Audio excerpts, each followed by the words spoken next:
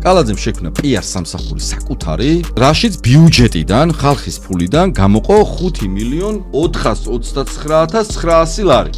18 შტატიანი თანამშრომელია. 41 ხო სიმბოლურია უშტატო, ანუ ხელშეკრულებით აყვანილი. ჯამში კალაძეს ემსახურება 59 PR-ის თანამშრომელი. ანუ თქვენ რა გვიჯდება 5 მილიონი? 5 მილიონია იმაში რა, ჯამში წელიწადში რა. შტატის თანამშრომელია მაგალითად PR-ში ეკატერინე ჯოჯუა 7500 ლარი აქვს ხელფასი. რა მარჩი ეგრე ჩაერიცხა. მანანა თოქმაჯიშვილი 7000 ლარი. ანუ მის მოადგილეებზე მეტია. მის მოადგილეებზე მეტია. მინისტრის მოადგილეების გათანაბრებული ხელფასი აქვს. ანუ კალაძის პარლამენტარზე ნაკლებია. ეხლა თორე წინა მოწვევის პარლამენტზე ორჯერ მეტი აქვს. Facebook-ის ადმინისტრატორს ამდენი და Instagram-ის იცი? ანუ კალაძეს Instagram. Live-ს ხო შენ თორთავ.